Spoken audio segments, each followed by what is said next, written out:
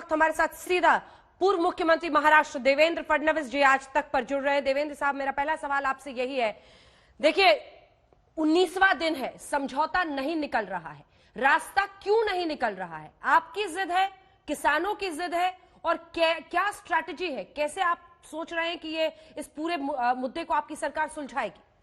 देवेंद्र जी। देखिए, सरकार बड़े खुले मन से बातचीत कर रही है। सरकार लगातार ये कह रही है कि सारे पहलुओं पर हम बातचीत करेंगे, और शुरुआत में बातचीत भी हुई। कभी उन्होंने लिखकर मांगा तो सरकार ने कहा लिख कर देंगे, कभी उन्होंने कहा अमेंडमेंट चाहिए तो सरकार ने कहा अमेंडमेंट करेंगे।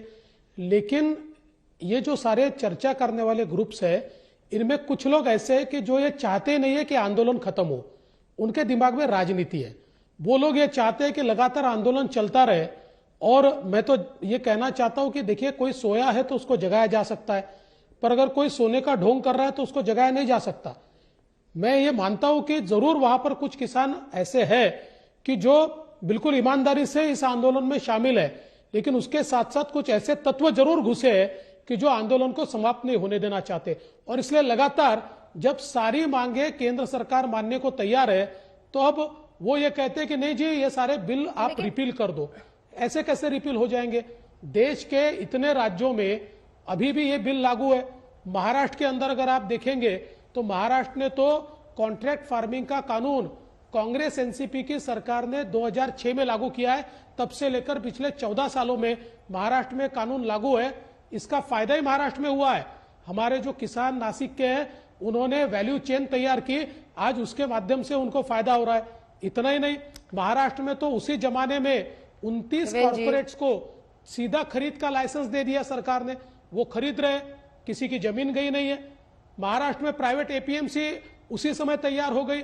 आज सरकारी एपीएमसी भी और प्राइवेट एपीएमसी भी है।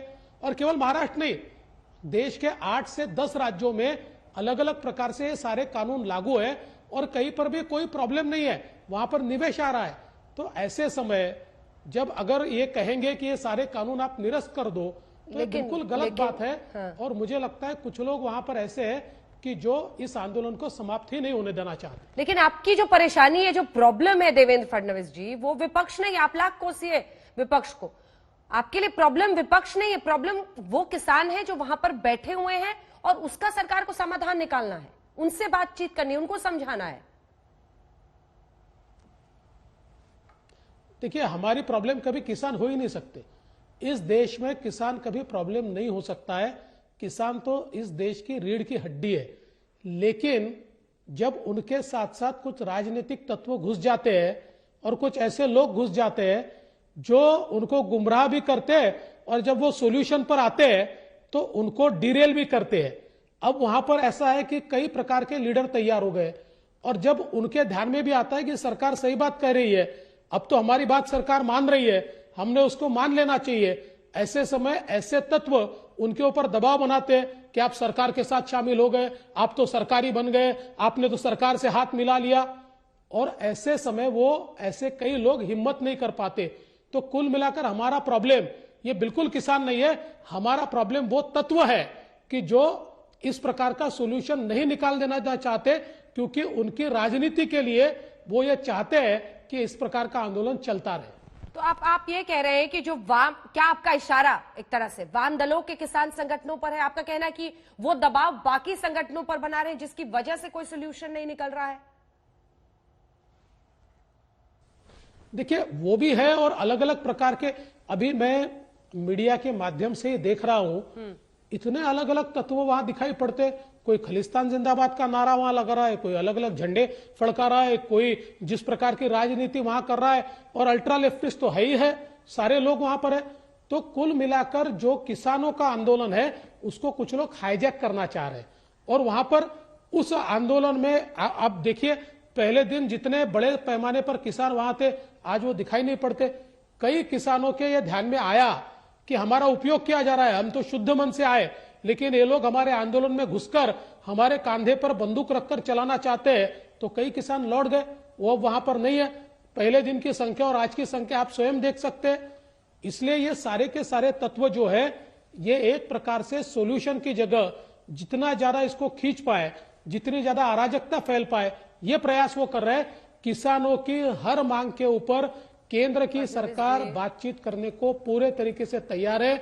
हमारे लिए कोई ईगो की बात नहीं है। किसानों के हित में 2 कदम आगे आना पड़े या 2 कदम पीछे जाना पड़े, हमारी सरकार तैयार होगी, बशर्ते केवल राजनीति के लिए अगर ये किया जाएगा तो मुझे लगता नहीं है कि ये सरकार कोई अपना निर्णय वापस ले। लेकिन फडणवीस जी देखिए, एमएसपी को लेकर न्यूनतम आपने कदम की बात की, 2 कदम आगे 2 कदम पीछे चलने को तैयार है। 2 कदम आगे में सबसे बड़ा कदम तो एमएसपी को लेकर है, न्यूनतम समर्थन मूल्य।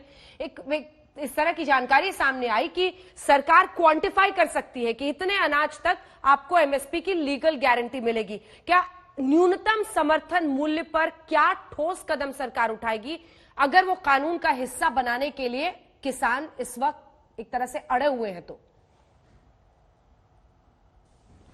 देखिए, पहली बात तो यह है कि एमएसपी के ऊपर स्वयं प्रधानमंत्री जी ने स्पष्ट शब्दों में कहा कि एमएसपी चलती रहेगी। उसके बाद एमएसपी के ऊपर केंद्र सरकार ने उसको लिखित में देने की भी बात मंजूर की। उसको कानूनन ढंग से अगर लाना है तो उसके बारे में भी चर्चा हो सकती है। और मैं पूछना चाहता हूं, अभी जो एमएसपी की बात हो रही है, इससे पहले इतने सालों से सरकारें चल रही है, उन सरकारों ने एमएसपी को कानून में क्यों नहीं लाया? क्योंकि उस समय भी लगातार ये मांग होती थी, लेकिन उसमें जो अड़चने थी उसको कानूनन ढांचे में लाने में, इसलिए उन सरकारों ने नहीं लाया।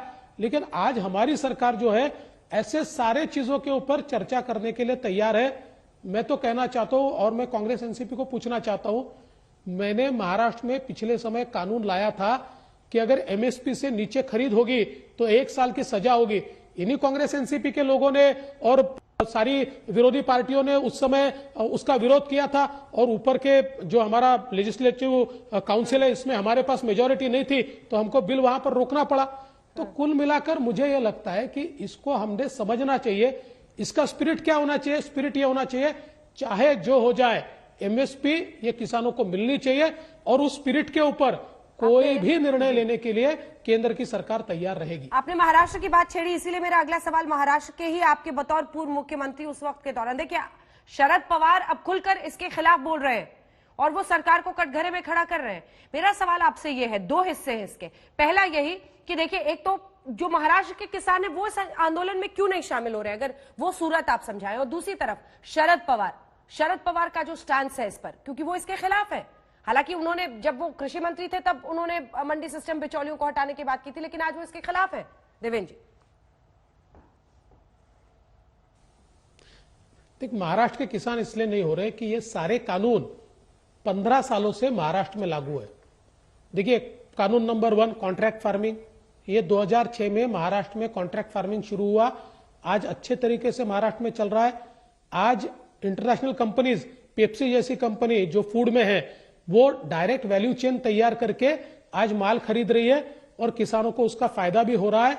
और इसलिए महाराष्ट्र में लोगों के ध्यान में आया कि जो बातें कही जाती थी कॉन्ट्रैक्ट फार्मिंग में जमीनें चली जाएगी, ये कुछ भी नहीं हुआ। उल्टा केंद्र सरकार ने तो जो कॉन्ट्रैक्ट फार्मिंग एक्ट तैयार किया उसमें रिजोल्यूशन मैकेनिज्म रखा है।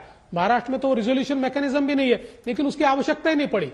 और दूसरा, ये जो मंडी के बाहर खरीदने की बात जो है, केवल मंडी में बेचना पड़ेगा इस प्रकार की जो कंपल्शन था, उसमें से जो बाहर निकालने की बात है वो भी महाराष्ट्र ने 15 साल पहले ही कर दिया।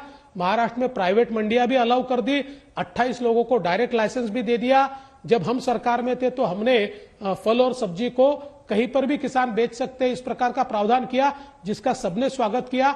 आज मुंबई में आप देखेंगे सीधी किसान मंडी लगी है, उनको कोई सरकारी मंडी में नहीं जाना पड़ता, किसान सीधा आकर अपना माल बेचते हैं। और लॉकडाउन के समय तो इतना फायदा किसानों को इस सीधे बेचने के कारण हुआ। और विशेष रूप से जो मैंगो का हमारा किसान है, आम का, कोकड़ का, वो तो ये कहता है कि हमने लॉकडाउन के समय जितना पैसा कमाया ये डायरेक्ट मार्केटिंग के माध्यम से, उतना इससे पहले कभी नहीं कमाया। तो महाराष्ट्र के किसानों को पता है कि महाराष्ट्र में सारे कानून लागू होने के कारण उनका फायदा हुआ है, उनका नुकसान नहीं हुआ है। और जहां तक पवार साहब की बात है, आप देखिए पवार साहब के सारे बयान आप देखिए, एक भी बयान में उन्होंने इन जो कानून है उनके तत्वों पर बात नहीं की है। कहीं पर भी वो नहीं कहते कि भाई मंडी के बाहर बेचने की परमिशन देना गलत है या कॉन्ट्रैक्ट फार्मिंग गलत है। क्योंकि अगर आप पवार साहब का आत्मचरित्र निकाल कर देखें तो उसमें भी उन्होंने लिखा है कि मैं बारामती से जब मुंबई की मंडी में माल लाता हूं तो मुझे 17% अधिक पैसा देना पड़ता है, जो मेरी गाड़ी कमाई का है, वो मैं क्यों दूं? और इसलिए मुझे कहीं पर भी माल बेचने की परमिशन मिलनी चाहिए, ये उनके आत्मचरित्र में उन्होंने लिखा है। और इसलिए लगातार पवार साहब बात क्या करते हैं, ज्यादा चर्चा होनी चाहिए थी, ऊपर के सभागृह में यानी राज्यसभा में बिल जल्दबाजी में पास कर दिया, इस पे और चर्चा होनी चाहिए थी। क्योंकि तत्वों के ऊपर अगर वो बात करेंगे तो वो जिस समय कृषि मंत्री थे उस समय के टास्क फोर्स ने ये सारे के सारे बिलों के बारे में एक अपना रिपोर्ट दिया हुआ है और उन्होंने राज्यों को लेटर लिखा है कि इस प्रकार के रिफॉर्म्स राज्य करे।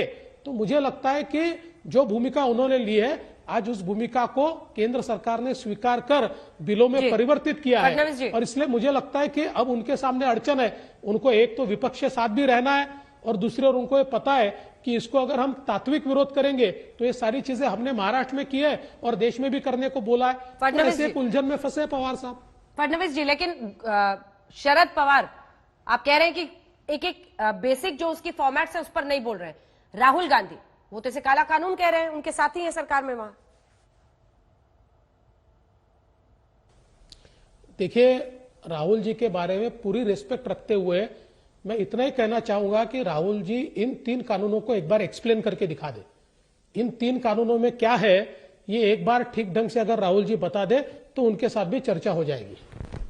चलिए, आखिरी सवाल आपसे, क्या मोदी सरकार के लिए दोनों ही टेन्योर को मिला ले, सीए पर विरोध हुआ, हमने डिमोनेटाइजेशन पर भी विरोध देखा, लेकिन पहली बार किसान इस तरह के आंदोलन में अगर बॉर्डर पर खड़े हैं राजधानी के, क्या मोदी सरकार के लिए पहली बड़ी मुश्किल ये दिखाई दे रही है? देखिए, मोदी जी की सरकार के सामने रोज नई चुनौती लाने का प्रयास किया जाता है और उस हर चुनौती को अपनी सकारात्मकता के माध्यम से और निर्णय क्षमता के माध्यम से मोदी जी की सरकार बिल्कुल उसका सामना करती है और उस पर हल निकालती है। ये भी जो आंदोलन हमारे सामने हो रहा है इसमें से भी हल निकलेगा। सरकार सकारात्मकता से आगे जाएगी और जो सच्चे किसान नेता होंगे, जो किसानों का हित चाहेंगे, उनकी बात पूरे तरीके से सुनी जाएगी। लेकिन जो मात्र राजनीति करेंगे उनको वैसा ही जवाब ये सरकार देगी। देवेंद्र फडणवीस जी, बहुत बहुत धन्यवाद आपका हमारे साथ आज तक पर जुड़ने के लिए।